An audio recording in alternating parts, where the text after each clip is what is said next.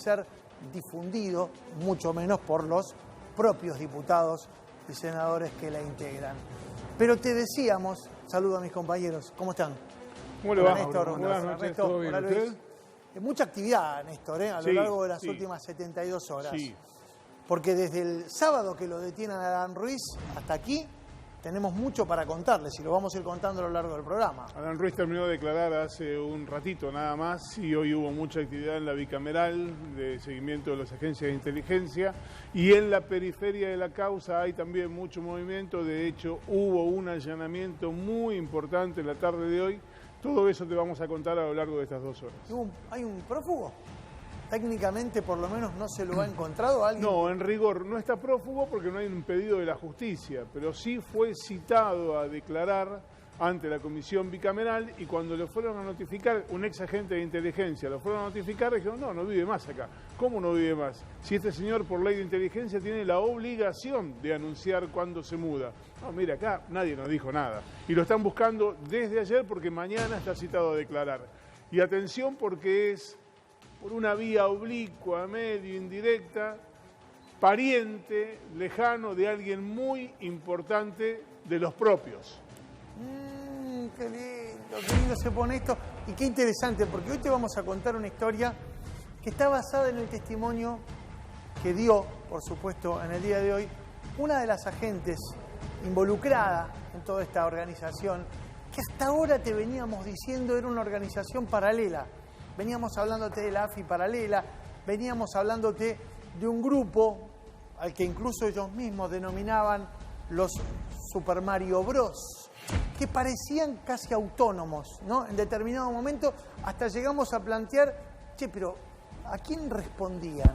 Bueno, en esa línea de responsabilidades aparece Adán Ruiz a la cabeza de ese grupo, aparecen Sáez, Araque y Melo. ¿Te acordás que te venimos contando a lo largo de toda la semana pasada quiénes eran, qué papel jugaban? Pero también había algunos personajes subalternos en esta historia que formaban parte de ese grupo. Uno de ellos, una mujer, agente de la Policía Metropolitana, que pasa a la estructura de la AFI en el año 2017, fue quien hoy declaró ante la Comisión Bicameral de Seguimiento de los Organismos de Inteligencia. Y dijo cosas muy interesantes. Por supuesto, nosotros te vamos a contar, te vamos a glosar el escrito que ya presentó. No te vamos a hablar de lo que dijo en la comisión, porque eso sí es lo reservado. Pero mirá el escrito que presentó esta mujer, Mercedes Funes Silva, es su nombre, agente de la AFI, formaba parte del grupo de los Mario Bros. Permitime repasar el textual del escrito que presentó y vas a entender de qué te hablamos cuando te decimos que esto no era una AFI paralela.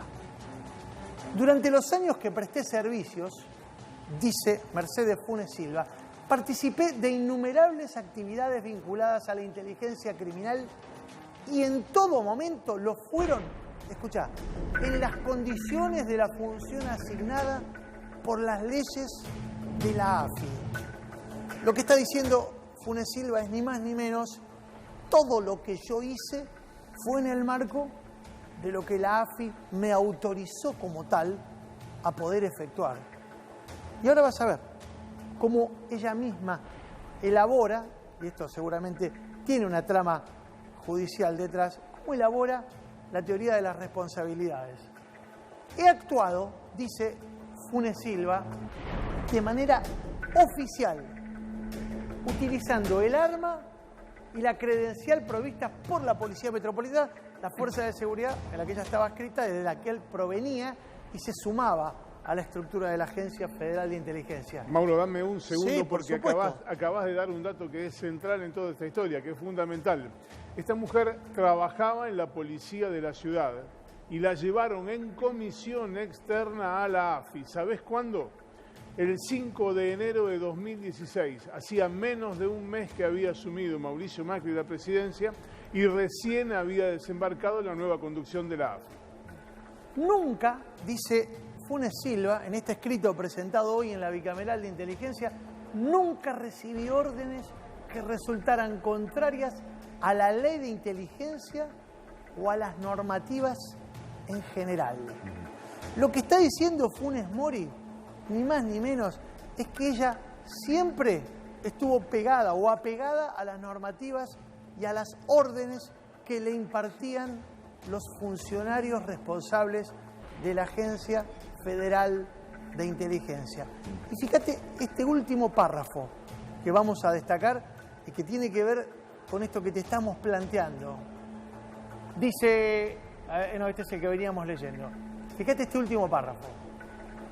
¿Qué dije? Funes Mori, no me traicionó. Tengo un hincha de River acá. Claro, Lo tengo acá, tengo un hincha de River acá. A propósito de eso, Valdés no fue córner. No, mirá cómo la tiro afuera. Bueno, último párrafo. No le quiero poner tanta ceremonia, pero fíjate vos que esto es gravísimo. Dice Funes Silva, la estructura jerárquica del organismo me hizo suponer, sin vacilar, que la AFI estaba al tanto de todas las actividades de espionaje que se realizaron. Porque no solo recibimos órdenes, no solo nos proveían los medios y la logística necesarios para llevarlas a cabo, había que reportar los resultados a la cadena de mando. ¿Entendés? Esto no es una AFI paralela, esto no es una banda de fascinerosos que estaban operando al margen de la estructura de la Agencia Federal de Inteligencia. En todo caso, eran un bandón de fascinerosos que estaban capitaneados por el titular de la AFI. El maestro Néstor Espósito dijo 5 de enero. De 2016. De 2016. O sea, tampoco, desde Tontolandia, ¿no? Tampoco se puede imputar a los Reyes Magos por esto, ¿no? No, está claro que no. Bien. Última placa. Como agente, dice Mercedes Funes Silva, jamás cumplí órdenes aisladas ni advertí que existiese algún tipo de cuentapropismo. Ya con esto disipa cualquier duda respecto de la posibilidad que detrás de este grupo de los Mario Bros haya habido simplemente un arresto de varios que dijeron, che, vamos a apretar a este para sacarle unos mangos. Pará, cosa que ocurrió en la Argentina. Sí, claro. Déjenme decir, venimos viendo la causa en Dolores. Claro. Como un grupo de fascinerosos hacían eso también. A propósito de esto, en las últimas semanas, tanto el diputado Ritondo cuanto la ex ministra Bullrich hablaron de una suerte de cuentapropismo o de patrullas perdidas, de grupos que aisladamente se hubieran mandado por las propias. Lo que está diciendo esta declaración es que nada de eso había, que no había una suerte de patrulla perdida, que había toda una orden que bajaba vertical y que llegaba hasta los agentes. Y es cierto, pudo haber habido algún D'Alessio y algún otro D'Alessio dando vuelta. Pero lo que era central, lo que eran las operaciones principales, estaban todas ordenadas desde arriba. Néstor, esto me hace acordar, lo recordarán todos en la mesa, al concepto de excesos que había cuando se juzgaron a las juntas militares. Ustedes recordarán que había una lógica en donde decía que efectivamente no había sido una organización planificada para desaparecer y raptar personas, sino un concepto de excesos. Años de marchas desfilando, cantando que no hubo errores ni hubo excesos, hasta que la justicia dijo que efectivamente no hubo errores ni hubo excesos, sino un plan sistemático. Sí. Bueno, y una acotación simple. Cuentapropismo es una figura tremenda porque esto, como decían mis compañeros, se viene hablando del 83, de células que quedaron ahí. Sí, patrullas perdidas, células, qué sé yo, desde, a ver, yo decía desde el comienzo de la democracia. Yo me acuerdo de la figura de Raúl Guglielminetti, a eso iba, detrás de Raúl Alfonsín, en aquel acto en donde aparece un hombre ligado inexorablemente a la estructura de los servicios de inteligencia de los 70, que se mantenía y se reciclaba en la democracia. Bueno, no, de esto no estamos hablando de esto. Acá te estamos hablando de una estructura que evidentemente en parte heredó el macrismo, porque de algún modo la estructura de la AFI existía, pero a la que nutrió con cuadros propios, con convocatorias. Bueno, vos lo decías recién, a esta mujer la convocan de la Metropolitana, una fuerza creada por Mauricio Macri, en su momento como jefe de gobierno, como policía metropolitana, y van constituyendo y engrosando las filas de esto que ves. ¿Sabés cómo lo llamaban? Llamaban plumas. Cuando Mauricio Macri crea la Policía Metropolitana, lo llena de plumas. ¿Qué son las plumas? Básicamente son agentes de inteligencia que se incorporan a una fuerza policial y que son incluso hasta mal vistos por los policías de carrera. Cuando Mauricio Macri crea la Metropolitana, lo llena de plumas. Y cuando llega a la presidencia de la Nación, gran parte de esos plumas van a desembarcar en la AFI. Hablando de plumas, plumas me remite a gallina, y una gallina célebre de toda esta historia, y lo digo por su condición de hincha de River, además de mi amigo Eduardo Valdés, es Diego Santilli, ¿no? Un hombre inexorablemente ligado, su familia y él mismo, a la historia de River. Pero en este caso, las plumas no tienen que ver con la gallina, tienen que ver con el espionaje que le hicieron al vicejefe de gobierno de la Ciudad de Buenos Aires. Curiosamente, ¿no? La estructura de esa policía metropolitana creado por Mauricio Macri termina formando parte de una AFI que espía a uno de los hombres del riñón del macrismo en la Ciudad de Buenos Aires. Bueno, al menos hubo tres reuniones que mantuvo Diego Santilli con aquellos agentes, escuchá esto, que le fueron a contar cómo lo espiaban. Y es raro esto, porque decir, ¿y para qué le fueron a contar, no? ¿Por qué fueron a decirle a Santilli que lo estaban espiando? Primero, yo no sé, Germán, si lo tenemos, pero sería interesante repasar las imágenes. Bueno, repasamos las reuniones, pero después repasamos las imágenes del seguimiento que le hicieron a Diego Santilli. Porque la verdad que las imágenes que le hicieron a Diego, las imágenes del seguimiento, muestran claramente de qué forma estaban parapetados a la salida de sus lugares de trabajo, de su casa. Mirá, Diego Santilli en una actividad política de las tantas que desempeñó a lo largo de su condición de vicejefe de gobierno, iba caminando, llevando papeles, en la puerta de su casa, saliendo de su casa, entrando a su domicilio. Acá lo ves en su vehículo particular. Es decir, todos los seguimientos que demuestran cómo este grupo de espías le iba haciendo una marcación cuerpo a cuerpo a Santilli, prácticamente con un detalle de sus actividades minuto a minuto. Pero claro, te decía recién, repasemos ahora sí las reuniones. ¿Qué pasa en esas tres reuniones? Germán, teníamos una placa. La primera reunión fue en el primer semestre del 2019. Y cuenta acá, este es Melo, ¿es este? Sí, este es Melo, o Sáez es este. Esperá, déjame ver. Creo que es.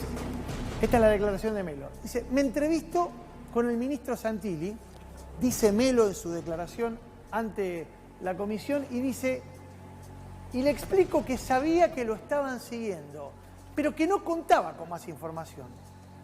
Le pregunté si podía traer a otra persona, y en una segunda reunión lo sumo a Araque. Acordate el tridente, ¿no? Sáez, Araque y Melo. Las tres, si se quiere, segundas líneas que tenía Alan Ruiz al frente de la estructura de espionaje que habían montado desde la Agencia Federal de Inteligencia. Yo sé que es mucha información, pero por eso te pido que nos prestes un cachitito de atención, que después viene el análisis de todo esto con un analista de lujo, que además es protagonista por integrante de la comisión bicameral, que es Eduardo Valdés.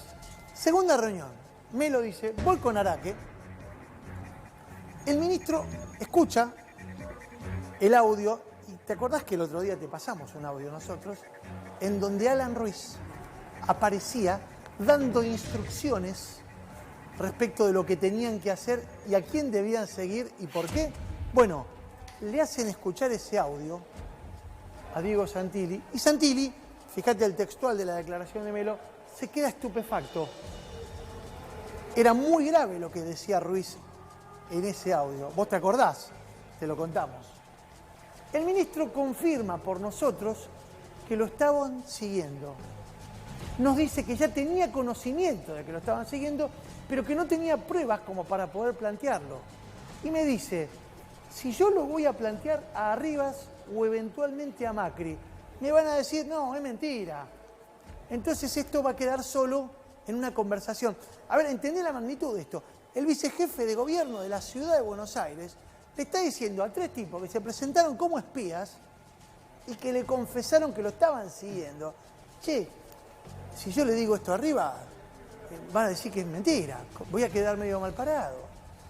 Arribas es Macri. Macri es, ¿para cómo? El líder del espacio político que Santilli integra orgullosamente y lo bien que hace. Pero digo, es gravísimo esto. ¿Hay una placa más? Hay una reunión más, ¿no? hay una tercera reunión, y escuchala. En esa tercera reunión, los agentes le dimos documentación. El ministro nos preguntó a criterio nuestro, que esto es tremendo. Santilli le dice, che, ¿y a ustedes qué les parece? ¿Con quién tengo que hablar del tema? Y la verdad, dice el espía en la declaración, nosotros nos quedamos en una disyuntiva, porque el ministro nos preguntaba a nosotros a quién se lo tenía que plantear. Vos te das cuenta de lo absurdo de esto, ¿no? Hay una segunda parte de eso, un complemento de eso, es que le dice, mirá, hablalo directamente con Macri. No lo hables con ningún otro porque se van a enterar y nos van a romper el alma. En realidad no dijo el alma, pero algo le iban a romper. ¿Y qué fue lo que pasó? Que 2 días después lo llamaron y le dijeron, che, ¿ustedes fueron a hablar con Santilli? Y efectivamente les rompieron el alma. Yo, a ver, Eduardo, por supuesto, muchas gracias por estar acá. Vamos a respetar, y por supuesto vos lo vas a hacer respetar también, la confidencialidad de lo actuado dentro de la comisión. Pero me interesa mucho un análisis político de esto que estamos viendo y que a vos te está tocando ver como espectador en primera fila, porque en definitiva ustedes escuchan estos testimonios de boca de los responsables de este accionar. Pero este es un tema que yo te lo puedo analizar sin tener que recurrir a mi permanencia en la comisión. Ustedes mismos han dicho que cuando armó la metropolitana, Macri la armó con plumas, que vienen a ser informantes de la Policía Federal que los pasó a la ciudad de Buenos Aires. ¿Quién era el jefe de esa policía que le llena de plumas? Jorge Palacio. Jorge el Fino Palacio, que también venía de inteligencia. O sea, armó una policía que fundamentalmente hiciera inteligencia. En aquella primera etapa, ¿se acuerdan? Ciro James, ¿se acuerdan de que la pagó el pobre Narodowski? Hay que ir y pedirle disculpas a Narodowski porque se le hicieron comer al ministro de Educación. Bueno, hoy no está ni Ciro James ni el Fino Palacio. Y sin embargo, al igual que en aquella época la espiaron a Sandra Macri y a su pareja. Hoy, en esta aparece espiada Florencia Macri, la hermana menor, con su pareja Salvatore Pica. ¿A quién creen ustedes que le podía interesar los datos de Salvatore Pica, de Florencia Macri, al igual que el de Sandra Macri? A Mauricio Macri. En aquel tiempo quien salvó las papas fue Papa Franco, que dijo, fui yo. Eso le generó un gran dolor a Sandra Macri, murió muy poquito, al poco tiempo, sí. De tristeza, dicen. Tanto ella como su... Porque tenía un gran amor por su padre siempre se dedicó a ella. Y ahora no está Papa Franco. ¿Quién mandó a espiar a Florencia? Saiz dice, uno de los agentes, que el fundamento jurídico era el de narcotráfico, que podía ser que Salvatore Pica, uno de los agentes dijo narcotráfico y el otro dijo lavado de dinero, ¿no? Pero la verdad es que no era así. Querían saber porque ahí hay plata de por medio, herencias de por medio, como había en aquella... Yo no tengo duda. Diego Santilli, no preguntes más. Es Mauricio Macri, chicos, discúlpenme. Es Mauricio Macri que quería saber qué era de la vida de Horacio Rodríguez Larreta, qué hacía la presidenta Cristina Fernández de Kirchner en el Instituto Patria. Veamos quiénes son los pesos pesados, después vienen los chiripas, pero también para decir que es una sola, que no había, ¿cómo es? Formales e informales, ¿cómo es que se llaman los orgánicos e inorgánicos? Orgánico e inorgánico. Discúlpeme, las bases del AMBA, del área metropolitana, que eran las bases que crean a Rivas y Magdalani, con la anuencia de Vidal, para en diferentes puntos del conurbano. Hacer inteligencia en el conurbano, fundamentalmente en municipios peronistas, estaban instalados, ¿no? Creo que la principal estaba en La Matanza, ¿no? También servía, de ahí, ¿quién la conducía? ¿Se acuerdan? De Gastaldi y Bogoliu, los dos policías que le daban instrucciones a Marcelo Sebastián D'Alessio. En esa AMBA, donde estaban. ¿Y saben qué? Parece que en la AFI de Arribas y Magdalani se nutrían de policías metropolitanos que podían ser plumas, que seguramente eran plumas incorporadas deliberadamente por el Fino Palacio, y si no eran que venían de la metropolitana, Facundo Amelo, que era abogado, que nunca fue policía, ¿Dónde figuraba nombrado? En el AMBA. Claro. Ahí lo designaron a Melo. Y desde ahí se juntó con el grupo Mario Bros, Super Mario Bros. Con el que lo hizo entrar, que lo recomendó, que fue Sainz, ¿no? Con Araque. Alan Ruiz, que era el que coordinaba ellos todo. venían de la Metropolitana y los otros venían del AMBA. Entonces, como bien dicen ustedes, es uno solo. Reclutaban, o sea, los que no eran del área de la Policía Metropolitana podían ser designados desde la zona Zamba que la AFI había creado, donde espiaron a Vidal también, donde espiaron a Ritondo, donde espiaron al presidente de la Corte Suprema de Justicia, Rosenkrantz, ¿no? Todo tan repetido, Dolores, con los inorgánicos, con los orgánicos de la AFI. Fíjense cómo se repiten. Vidal creo que está en los dos lados, Ritondo está en los dos lados, Rosenkrantz está en los dos lados, siempre Cristina Kirchner. Sí, que aparece, bueno, estamos viendo las imágenes de lo que fue aquel seguimiento. Bueno, de esto el fin de semana apareció mucha información, Néstor. ¿Y sabés qué? Te digo última. Casualmente, cuando cerraron, Néstor, esto es para vos, cuando cerraron las AFI AMBA, que es 2017, ¿no?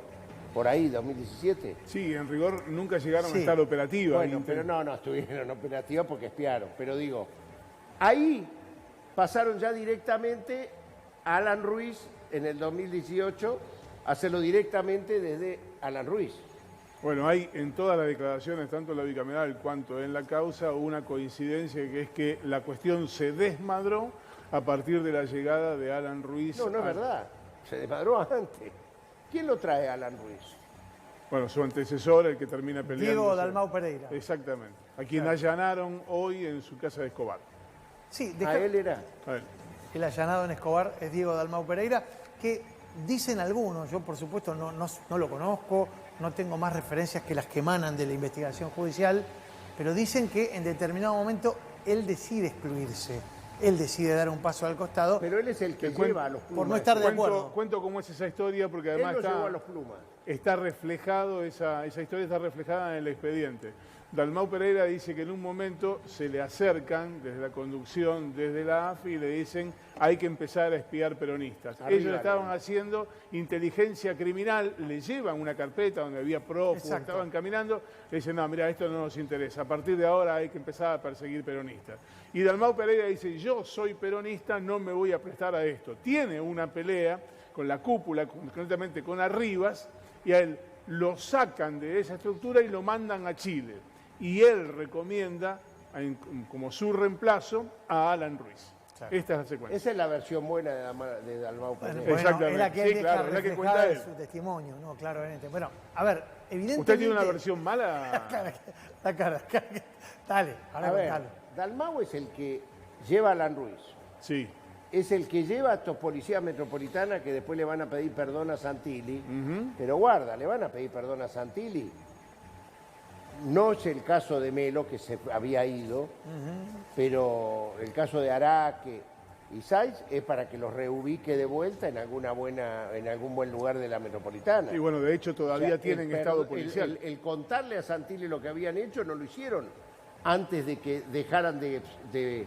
Hay un momento en que pierde el gobierno Mauricio Macri, y digamos que en el mes de noviembre del año pasado, 2019, tratan de reubicarse de vuelta en la metropolitana, y ahí le cuentan a Santilli, pero para que Santilli los ubique en un buen lugar.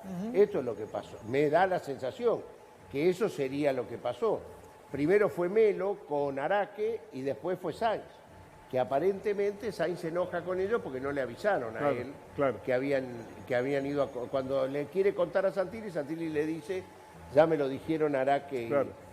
Pero bueno, Santilli es víctima en esto. No, pero eso no me queda ninguna duda, independientemente de que es evidente que esta costumbre que Mauricio Macri ya viene arrastrando desde sus tiempos, al menos de jefe de gobierno, tal vez en la adolescencia espiaba a los empleados de CB, ¿Sabes en lo que no son víctimas? En que yo quiero corroborar algo que me han dicho, que estos mismos agentes, o muchos de ellos, son los que fueron al fin del 2015 cuando Bonadío usó una patrulla de la Policía Metropolitana para allanar bienes de la doctora Cristina Fernández. Bueno, creo que Araque estaba en esa lista. Lo confirmamos, sí, uno de esos seguro estuvo en esa patrulla. A ver, le quiero preguntar, lo tengo a José Vera, que es un prestigioso abogado, a quien conozco hace muchos años, y que hoy tiene el patrocinio legal de la agente Mercedes Funes Silva. Hoy estuvo él también en la reunión de la bicameral, acompañando a su cliente. Te saludo, José. ¿Cómo estás? Buenas noches. ¿Qué tal, Mauro? Buenas noches. Bien, gracias por recibirnos. Por supuesto, preservando y manteniendo el secreto, la confidencialidad de todo lo actuado allí.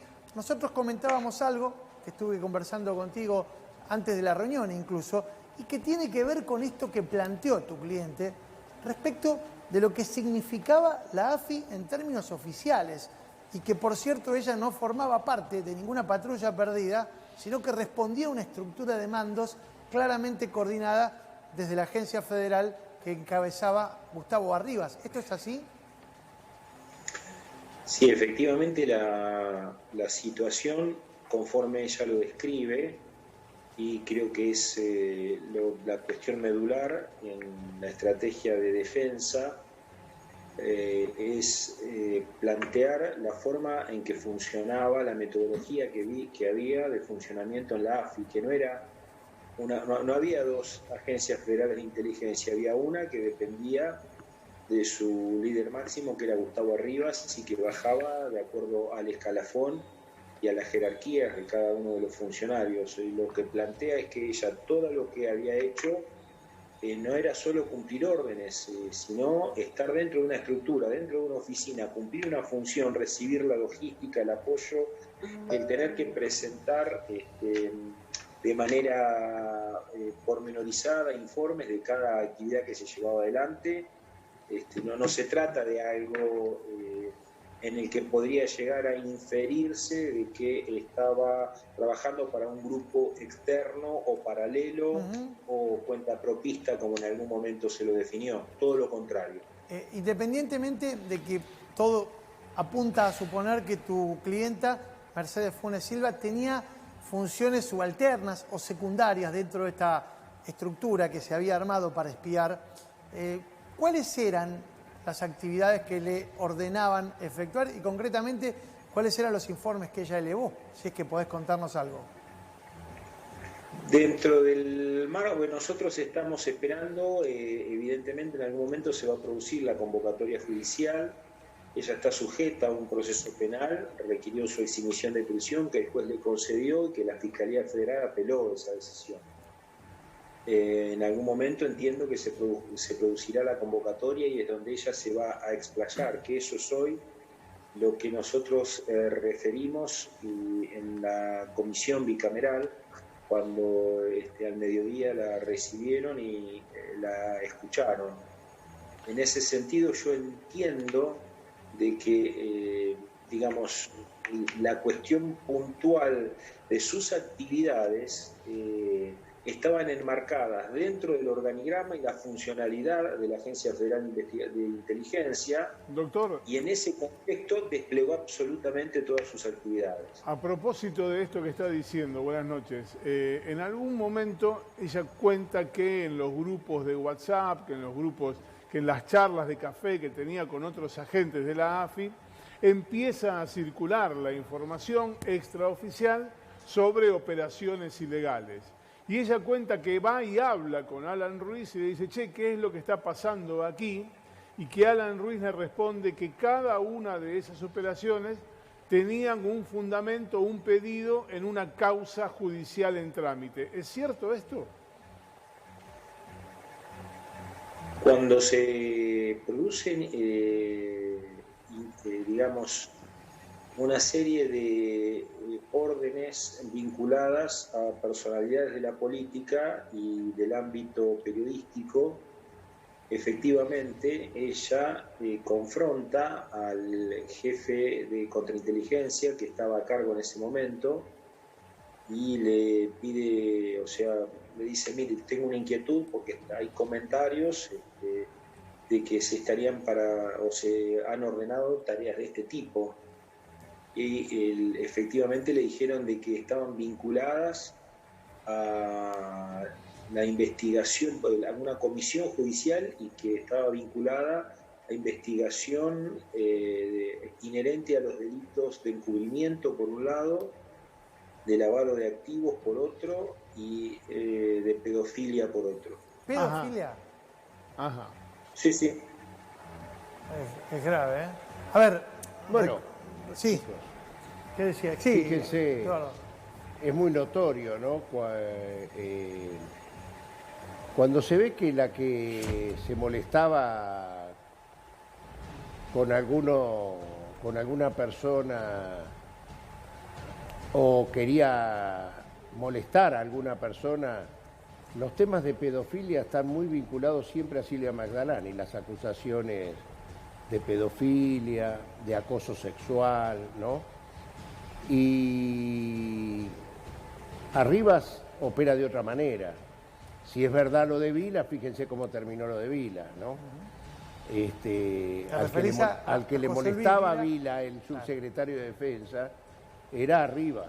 Al que le ponen el pan de trotil en el domicilio de la avenida Callao. Y el que le molestaba a Arribas era Alconadamón.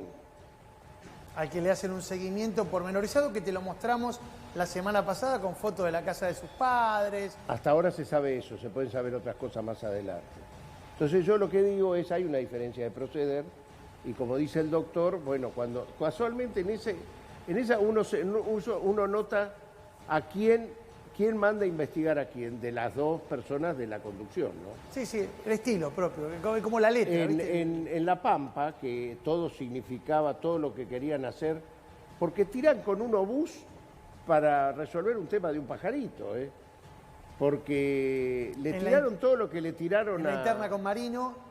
A Marino y a Espartaco Marín, el que era candidato del Partido Justicialista, el hijo de Rubén Marín, quien fuera gobernador. Claro. También le tiraron con otro obús y está y aparece el abuso sexual.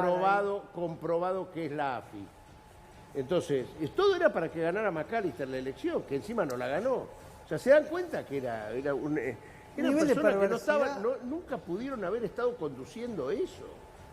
Sí, yo honestamente lo que uno puede ver, está José Vera escuchándonos, que les recuerdo es el abogado de Mercedes Funes Silva, una de las agentes de la AFI, que hoy declaró ante la comisión bicameral que ha pedido la exhibición de prisión porque evidentemente con la detención de Alan Ruiz, ella reportaba directamente a Alan Ruiz, Vera, o tenía como intermediarios a alguno de los tres mosqueteros estos que lo rodeaban. No, todo el grupo de operaciones reportaba a Alan Ruiz. Si bien había distintos tratos, digamos, o había alguna escala intermedia, las instrucciones las otorgaba desde que asumió en el área de contrainteligencia Alan Ruiz. Anteriormente en ese cargo estaba Dalmau Pereira y después hubo un interregno ahí con otro que ahora se me fue el apellido y después ella asumió. Aparece Ruiz. Este señor. Ruiz, déjame preguntarte, José, porque en el relato que te hace Funes Silva hay mención a visitas de tu clienta a la Casa Rosada y en particular a reuniones o entrevistas que mantuvo con una vieja conocida de acá de esta casa, Susana Martinengo, que era la secretaria, la jefa del área de documentación de la Rosada y pareciera ser una intermediaria entre el accionar de este grupo de espías y el propio presidente Macri, dicho por ella misma. Nosotros la estamos parafraseando a ella misma. ¿Cuántas veces fue a la Rosada y a qué fue? Ella concurrió en una sola oportunidad a la Casa de Gobierno por requerimiento de dos agentes, Araque y Sáez. Le indican que debe trasladar una documentación vinculada a, según lo que le dijeron, que esa documentación se correspondía con un proyecto de seguridad, algo vinculado a la salud, no lo recuerdo bien. Ahí va junto con la hija de ese agente Sáez, que también era agente de la AFI, que le había entrado recientemente. Van ambas, ingresan de manera oficial a la Casa de Gobierno, se inscriben entregan la documentación a Martinengo. En realidad ellas se la dan a Araque y a Sáez en presencia de Martinengo, que estaba ahí, y la propia Martinengo que les agradece que le hayan traído las cosas y las invita a retirarse de la Casa de Gobierno.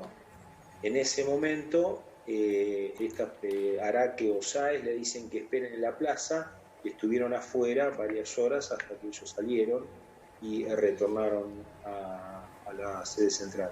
Hablamos de una funcionaria que tenía en el área de presidencia el propio Mauricio Macri, que lo acompaña, según ella misma contó, te lo contábamos el lunes pasado, justamente, cuando nadie te hablaba de esta mujer, nosotros te contábamos, e incluso ella misma contaba, que acompaña a Macri desde sus tiempos en los que Macri era jefe de gobierno, también ocupando un despacho cercano a lo que en aquel entonces era la jefatura de gobierno porteño, y luego trascendió junto con Macri a la Casa Rosada.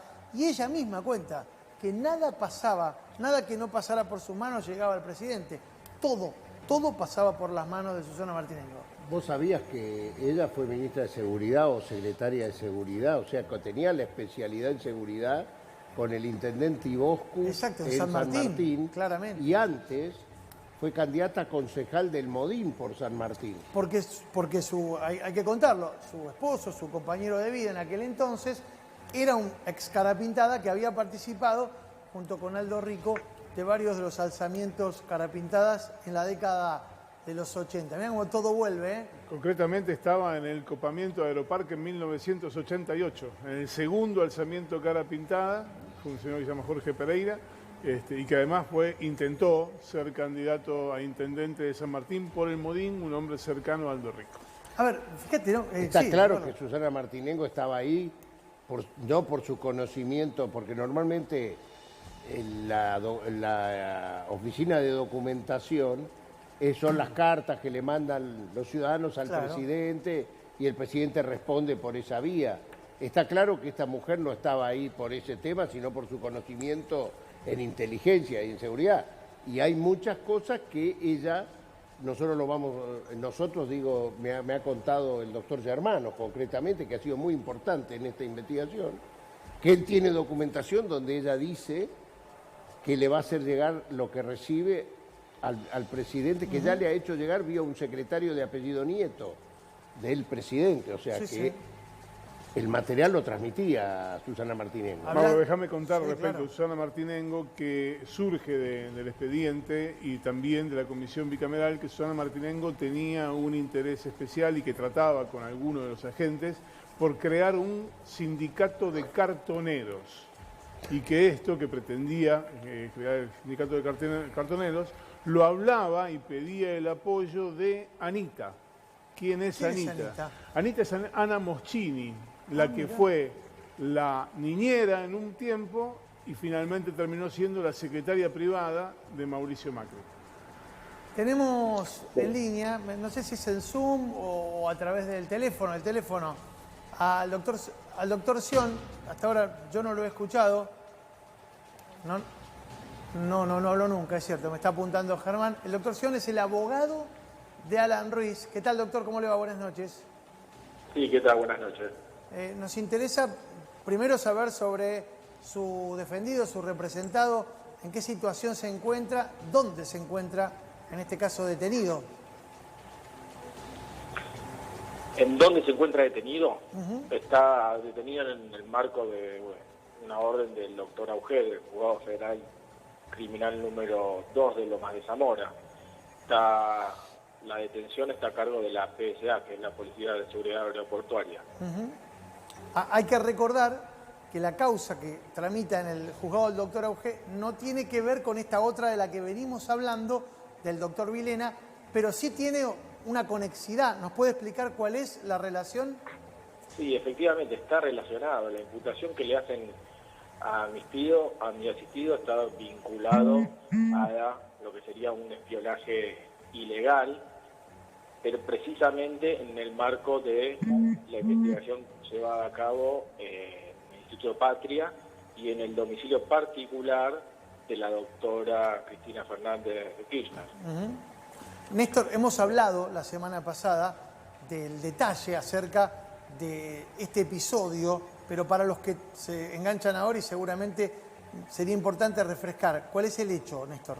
No, básicamente lo que detectaron fue la presencia de un automóvil de la AFI en las inmediaciones del Instituto Patria a mediados en agosto del año 2018. Esto dio origen a una causa que ya fue sobreseída por el juez Marcelo Martínez de Giorgi, pero a partir de nueva información se reabrió en esta causa que lleva el juez de Lomas de Zamora, el juez Juan Pablo Augé. Doctor, quería preguntarle respecto de esto, Alan Ruiz estuvo declarando hasta hace un rato. ¿Qué dijo en relación sobre este hecho que se le reprocha? El seguimiento en el Instituto Patria y en la casa de Cristina Fernández de Kirchner, ¿a qué respondían? ¿Había una causa judicial detrás que lo justificara? Sí, mira, efectivamente él confirmó la existencia de esta investigación en ambos lugares. Ajá. Obviamente eran órdenes desarrollados en el marco de una total legalidad, teniendo en cuenta la existencia de un proceso judicial que era precisamente el basamento de esa investigación. No era un espionaje ilegal como es la imputación precisamente, sino que estaba ordenada por las distintas direcciones de la AFI y en el marco, como dije, de un proceso judicial. Ahora, las investigaciones, un segundito, las investigaciones puntualmente no eran seguimientos a ninguna persona en particular, sino eran lugares de posibles atentados en el marco eventualmente del G20, como por ejemplo esa situación. A ver, doctor, si le entiendo bien, lo que estaba haciendo la misión que le habían encargado a su cliente era prevenir que en el marco del G20 no hubiera un atentado contra Cristina Fernández de Kirchner. Era uno de esos casos, es decir, el domicilio de la doctora Cristina Fernández de Kirchner. Otro lugar era el Instituto Patria, y habían otros lugares, es decir, no eran los únicos dos lugares donde se hacían estas tareas de investigación. Es decir, lo que declaró es que no la estaban espiando, sino que de alguna manera la estaban cuidando para que no atentaran contra ella.